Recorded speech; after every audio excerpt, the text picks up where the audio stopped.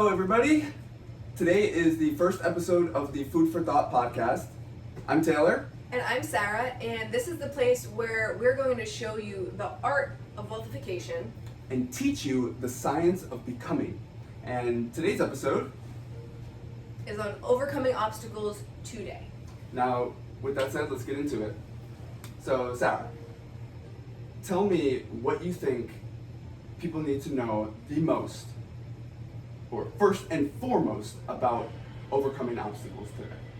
Well, the key word in that is today. I think that what a lot of people don't understand about overcoming, and not just obstacles, because their obstacles are just, kind of bumps in the road, but there are things that happen to us or in our lives that can carry on. So simply overcoming, it needs to happen today. Why are we still 5 years later dwelling on the thing that happened back then? I think that that's such an important thing that a lot of people don't understand is when you're faced with adversity of whatever kind, whether it's something small, whether your car breaks down, whether it's something much larger than that that's happening in your life circumstances, it does not have to roll over into tomorrow. If you have come in contact with it today, if it's about money, whatever it is, acknowledge the problem today, and if it's not something you can act on today, why are we still worrying about it now? Overcome it. Put it off for another time if it can't be dealt with now. Or how about we look at it like this? Any past obstacle, so it passed, right? Yeah. It's back there. You passed it. Yeah. Why are you pretending it's still here today? Yeah. When you dwell in your past and you have a past problem that is following you into today, it makes no sense. Yeah. And it's only because we don't take the time to look at it that way. Yeah. We keep dwelling on the problem. So regret, shame, disappointment, failure. So you can use those. So Jim Rohn says it the best. He says, look at the past and learn from it. Use it as a school, not a club. Don't beat yourself with it. Yeah. Don't beat yourself with it. That's funny that you said that though, because I didn't take that initially, and I haven't heard him say that, but you said a school or a club, and so I think of a club of people. Like, there's a school, which is education, or a club that you identify with. With that group There's of that, people, exactly. the group of, You've got the here, what can we call them? shameful club. The past people. Yes. Past people of today. We want to be the future people of today, not the past people. Yeah. We want to overcome obstacles that are standing in between where we are today, right now, and where we're trying to go. Yeah. Not go in the past and try and fix something. You know how you fix the past? You fix the past by looking at what you can do today. Yeah. All you can do is all you can do, and all you can do is enough, but only if you're doing everything that you can do. But make sure you do all you can do. Yeah. I've seen something online somewhere. It was like one of the, not a meme, but like meme style or whatever. And it said, it was kind of like a diagram of how to think, I guess. And it's like, there's a problem. Can I do something about it? Yes or no? Yep. If yes, great, move on. Because you can do something about it. If no, then don't worry about it. You can't do anything about it. Either way, don't worry stop about worrying. it. Yeah. Yeah. What is the concern about? So, To stay on it for too long is the problem, is our inability to let go, because, and I love, Bob Proctor says it in his audio he talks a lot about the science of getting rich and all those things, and he says, if you lose something, or if you're trying to lose something, you're trying to eliminate the problem, or there's a situation and you're trying to get out of it, but it's all you have thought about. You haven't thought about what it's going to be replaced with. When you lose something, we have a tendency to look for it. So you talk about that a lot in fitness and things like that. Yeah, That's why I you tell don't my like to work clients- with people who are just doing it to lose weight, because odds are you're going to look for it. You think you want to lose the weight, but you don't want to lose it. You want to replace it with who you want to be. yeah, lost equals found. Yeah. It's that simple. If you lose your kid at the beach or the park, what happens now for the remainder of the day until what happens? Until the kid is found. Yeah. So lost equals found, meaning. So there's two ways we can go from here. One is directly on this topic. The other is a little more profound. I'm going to start with the second. When you are lost, when you feel lost, doesn't mean you're a loser. It means you are lost, which equals found. So if you remember that key, right? This is one of those teaching you of becoming. This is one of our keys. If you always remember, lost equals found, but you always have to recognize when you're lost. What gives us that indicator? When things feel that they don't make sense. When things don't seem to make any sense anymore. Things don't seem to be going right. Yeah. When Obstacles arise. you face obstacles, you tend to feel lost. Why? Because our nature is programmed to search for ease, right? And I tell my clients this all the time. The path of least resistance. It is a real thing. Nature follows it. It's not going to work harder if it doesn't have to. If there is an easier route available, it wants to take it. Yeah. However, with human beings, it gets a little more complex because we're looking at a problem that has many variables at play, and we're trying to look at all of it and do the easiest with all of it. You can't always do that. Yeah. And a lot of times I find that when obstacles occur and things are not happening with ease anymore, whether, you're somebody who you don't look for the easy way, you look for the hard way because you understand anything that comes easy will also go easy. So whether you're someone who does it hard or who doesn't, when an obstacle arises, it causes you to have doubt. And that's what's really difficult about it, is That was to, in crippling. the same day, yeah, because you think everything that you've been doing up to now has been correct. It's been the correct way to do it. And all of a sudden something happens and is thrown into the schedule that was not accounted for, and you think, well, have I been doing the right thing this whole time? Am I on the right path? It makes you question, but that's where you have to have the faith. And faith that today might be hard, but tomorrow will be better.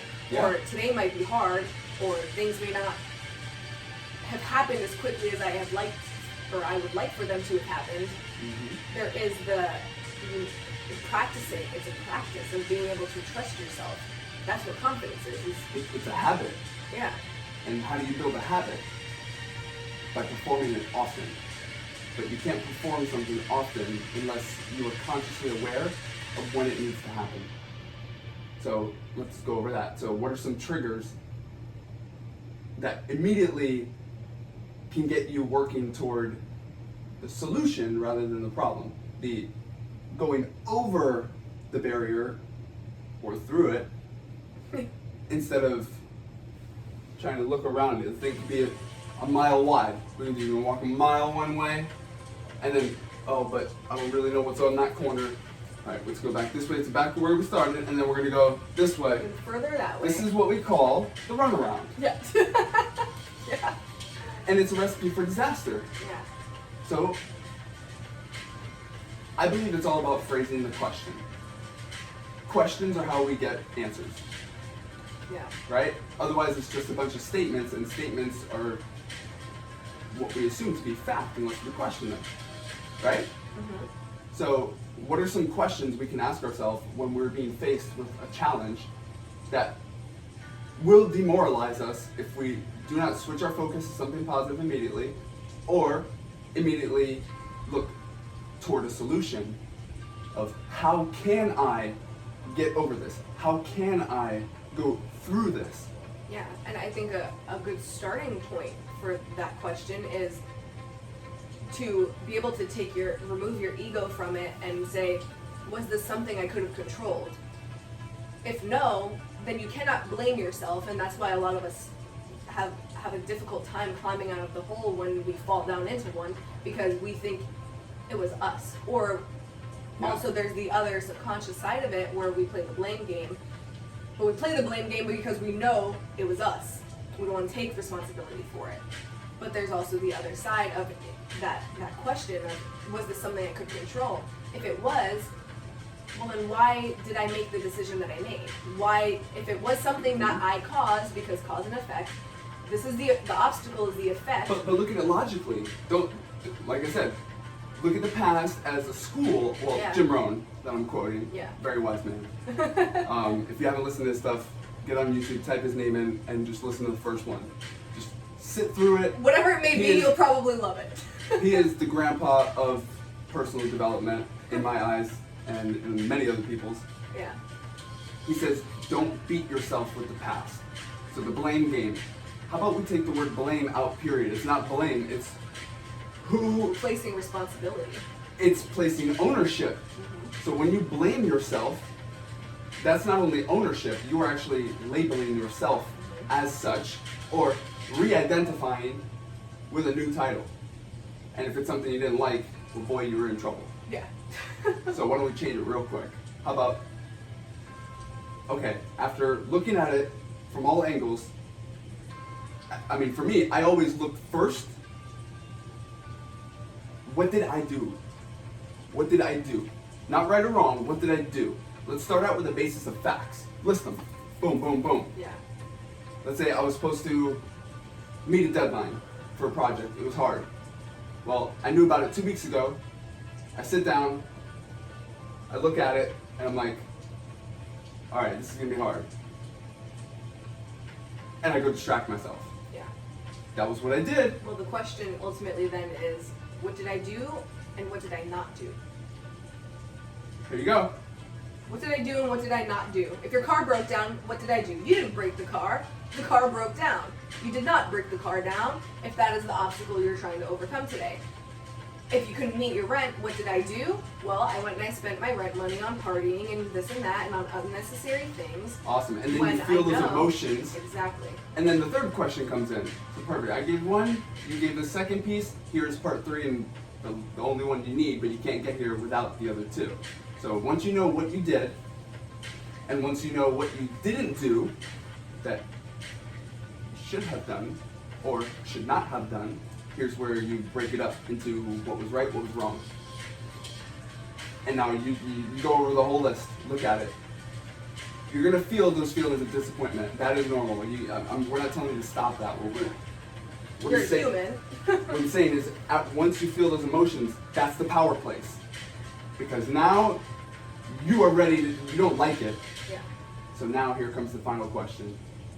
What can I do to move forward? Not what can I do to go back and change it, because you Because can't. you can't. We're just not there yet in technology, unfortunately. Yeah, and I love this example, and it's like a small symbol that now every time I see it since I watched this video, it's what I think of. Bob Proctor has in this video that I watched, an hourglass, like with the sand Yep. in it. And he gives the example of what's on the top is the future, what's on the bottom is the past, that's time that has passed, and right where the sand passes through is all you have. That's all you got. Don't worry about what was then.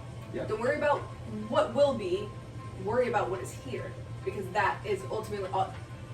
You can't think, what am I going to do next week? That's just going to stress you out, right? Hold on, I'm going to stop you. We're not worrying about what's here. We're going to focus Yes. on what's here. Yeah. Direct your attention to what's here and what can be done in this moment now, not what can be done 10 days from now, because until then, it's just anxiety-filled time as you, Well, not as you always. wait. If you have a clear vision and you've developed the skill set, but you can't start with a 10-day plan if you've never made a 1-day plan, Yeah. or an hour plan, or a 1-task plan. Know where you're at, and start where you can, and then move into action with where you are, toward where you're going. Yeah. So it really comes down to, number one, why do I need to overcome an obstacle? Once you've identified what they are, Yeah. and is it even really an obstacle? Sometimes we look at a problem and we feel like that's our problem, but many times it isn't. Yeah. I'll tell you this, belief is the number one problem, or lack thereof. Yeah. So, in terms of obstacles, let's maybe give a few examples, because I think that that's a very broad word. It could be situational, it could be, and by situational, that even divides into more specifics. There's your majors, there's your minors. What is a major obstacle maybe, or a Good. minor obstacle that, a lot of times, the reason why, if you're listening right now, the reason why you're listening is because you want to learn how to overcome the obstacle, but how we handle different degrees of difficulty and adversity is different. So I guess my question to you is, what's a recent obstacle that you've gone through, or what is an example of an obstacle you've gone through, whether it be a major or a minor one, that you can maybe give advice to that might kind of help somebody out right now? So I think it's important that we kind of give a little synonym / definition as to what an obstacle is. So here's the lay terms. It's something that's standing in the way of you moving forward. That's an obstacle. Or you want the semi-professional definition, it is an undesirable circumstance. So we have desirable and undesirable. Desirable is the way we wish things were. But truly wish things were. Like, that's what we really wanted, not because this bad thing happened, I want this. Yeah. That's something the easy way out. That's something you want because things didn't go right. Yeah. I'm talking about, what do you want if everything could go perfect? Yeah, best case If everything scenario. could be beautiful the way you want it, what would that look like? And then, bam, I wake up today and I'm hit with some issue. I'm hit with, perfect example, Monday. I drive to Chipotle after my client, pick up dinner, get in my car, nothing. Car won't start. Yeah. I wasn't expecting that. I didn't think that was in my plans. I needed to get home. I needed to take a shower. I needed to get on my projects. I need to get work done. Now, what's immediately flashing in my head? I'll tell you this. Yeah, I need the car to start. That is the solution. I'm a human body mechanic, not a auto body mechanic. So immediately my thought didn't go to that, but I know that that's what I need to happen to move on to do what I wanted to do in the perfect world, that was my plan. This thing caught me off guard. That's how we want problems to hit us. Off guard. They make you stronger, they make you better, they make you wiser. Yeah. It's called on the spot. It's testing, do you react or do you respond? Yeah. It's the adaptation. We are adaptation machines. We were created to overcome obstacles and meet them with new power, new ways of balancing the good versus the bad, Yeah. the better versus best.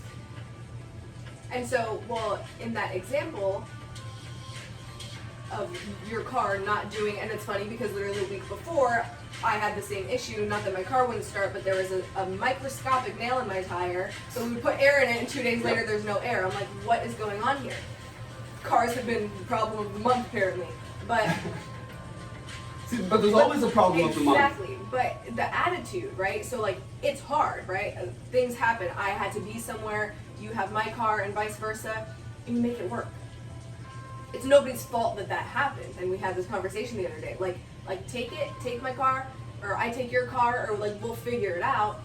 But then there's also the other side of how things could go if your attitude is like, this is not the biggest problem that I could have. Or It is a problem, or it is the biggest problem that I have right now, or it is adversity, it is standing in my way of getting to my appointments, of getting it's to... making my life harder right now. Exactly. I don't like it. Well, guess what? Join the club. How about Yeah. there's many other people in situations way worse Yeah. than you are, and you're over here talking about your car. This person's talking about they're trying to eat or trying to survive. Yeah. Mhm. So, back to the example where I was like looking at, oh my God, really, this is happening right now. Like, why is this happening? Why am I questioning why it's happening? That's not going to do me any justice. I need to know how to start the car. That's what needs to happen. And if I can't, then what can I do? Here comes so what did I do? I didn't do anything wrong. I checked it. I still got wheels on the car. Like, Yeah. what is it, right? It's the key in the ignition. This is a very simple example, but the gist of it is I'm trying to tie it back to our little process, our little method of what handling did I it. do? What did I didn't do? What did I not do? Well, what I did not do, and I'm thinking, crap, when was the last time I had my oil changed? Like, was there something I could have done ahead of time to prepare me to maybe not have this or not have it as soon? But honestly, you can't plan for every bad circumstance. You want to plan for the best, but build a habit of being prepared to deal with. Well, I want to touch on what you just said. You said, did I not get my oil changed on time? Did I not? Is there something I could have done to prevent it? You might want to say, well, that doesn't matter. It doesn't matter because it can't change what happened now, but it does matter for the sheer fact that you can learn from it, for it to not happen again. Yeah, after it gets problem solved. Exactly. Do a little reflection in my journal. Exactly. As to why, but in that moment, that's not going to help you. The problem is my car won't start, and it's raining, and I live 5 miles from here. And what is going to happen? Nobody's home. I don't know anyone in the area. I have to take an Uber or I have to walk. Those are my options. Yeah. And if you don't have the money, you got to walk. And I picked a very simple, non-severe, really too emotional example, because in today's episode I wanted it to be more of a way of thinking rather than a way of dealing. So there's the game that you play, right? So for dealing cards, there's the game that we play, and then there's how we play it. Today, I wanted to highlight the game we play, because it's universal, right? You can play bridge anywhere. You can play logical and the highest reasoning to deal with a problem, rather than the default mode, the default setting, which is why me? I can't believe this is happening to me. Okay, let's humble ourselves. Number one, who are you? Yeah. In the grand scheme of this thing, right? If you guys ever want to be humbled, like we talk about this all the time. Yeah. Watch an episode of The Universe where they're showing a vast. gas giant. So just our sun, you can fit 1 million Earths. 1 million of this whole deal that we could never actually see every inch of it in an entire lifetime. 1 million of them inside just our sun. And then watch an episode where they show you there's a star out there that is 10 to 15 million times the size of our sun. We are this big. However, we need to make ourselves this big. We need to grow. It's about ratio. You know, it depends on the circumstance, right? When you're in a situation that's difficult and you're like, you think that the universe owes you everything, but you didn't do anything to deserve it. Give something. Exactly. But like you were saying, we are very small in comparison in ratio to the rest of the universe. But in the little solar system we live in, you told me this years ago, and I have never stopped thinking about it, that we have, if you were to take our DNA and line it up next to each other, it would wrap around the Earth, right? 1.5 times or something. Yeah. So our amount of DNA we have in us, our programming, if you take that, right, what is our DNA? That is our makeup. That is what makes you who you are. That's what makes me who I am and what I am. That's your identity. And that makes you feel so much bigger than you are. So when you don't feel big, think about that. But when you think your problems are so big, exactly, but then there's the other side of it. When you feel like your problems are so big, take a grand view of where we're living, and it's like, holy crap, I need to step back for a minute and just count my blessings for being here, because the likelihood of me being here were very slim to none. So for that, thank you. The car is not a problem. And oftentimes, so 9 times out of 10, closer to 100% than anything less. You will always get the positive outcome when you take that approach to it. Why? Because you've accepted maybe there is no positive outcome out of here, but I know I'm going to be all right. Yeah. I don't know what's going to happen. Yeah, I mean, honestly, you've survived 100% of the things that you've been through to date. So. But we forget that. Yeah. We forget that, and so by no means are we preaching religion or imposing religion on you, but I truly believe that every person has to have a faith in, so whatever you believe in, you got to believe in yourself first, and then you have to believe in your experiences, because that's how you build a basis of facts. That's how you build a trust, right? So if you're, let's say you happen to be in the unfortunate circumstance of you've just lost over and over and over and over. You keep losing. When you now face yet another loss, maybe bigger, what are you falling back on? Well, your faith is first predicated on the past. Yeah. I say we flip the script. I say we flip the script and we say, I'm going to place all of my faith, I'm going to just risk it all, right? All in on the future and on things are going to work out and I'm going to be okay. Yeah. Because this far, no matter how many times you've lost, it has been okay. And it will always be okay. And if it isn't, what's the worst that can happen in this life? You can die. Can you accept that? Yeah. Guess what? You have to. Because it's gonna happen someday. And yeah, well, it's your choice. I mean, to some degree, not really. Yeah. Anything can happen at any moment, but we're not supposed to live our life worrying about that. We're supposed to live our life remembering that. Exactly, yeah. Jim Rohn, he gives that example and he says, we have life and we have death. And life is not about thinking about death, but keeping death at a respectable distance. Yes. So keep it as far away from you as possible because you can't make impact on anybody. You can't do the things you want to do if you're not alive, right? But also take that and you have living people and you have dead people walking among you. We talk about this all the time.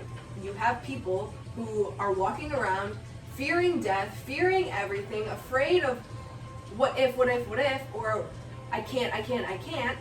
You are not alive.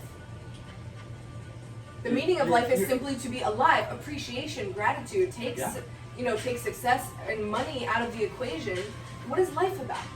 Yeah, what's the meaning? Have you traveled to the opposite side of the world? Have you seen what there is?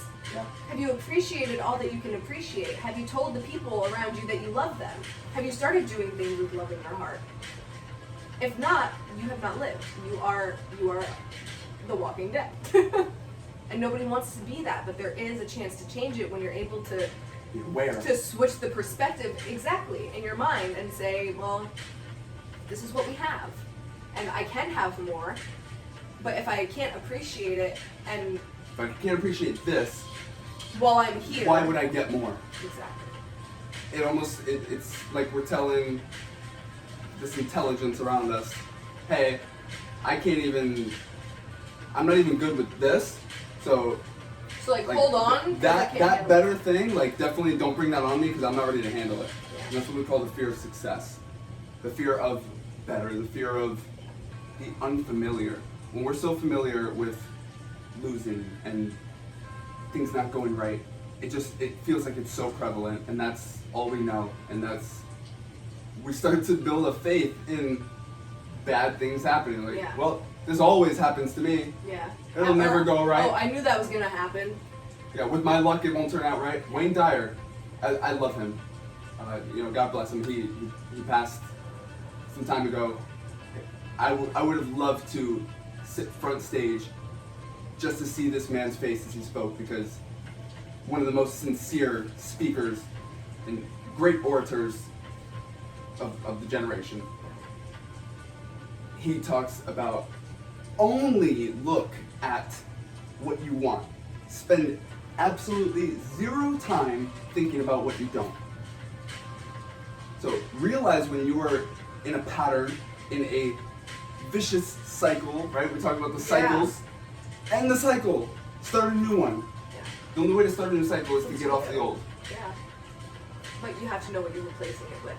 You have to acknowledge. You can't acknowledge the fact that you're stuck in a cycle, or you can't change the cycle if you are not aware of the fact that you're in one. That's a huge obstacle. It's where reflection comes in. Yeah. Nightly. Ask the hard freaking questions, because if you don't ask the questions, you cannot get the answers. Even if you can't answer it yet, doesn't matter. Get out. Your mind starts to search for the answers, whether you know them or not. Your mind's got them. There's nothing in you that you don't have. Yeah. So if all you have are problems, and it's just a list of stated problems that appear as fact until we break them down into question. We question the problem, right? Why did this happen? What's going on? What can I do about it? How can I move forward? Yeah.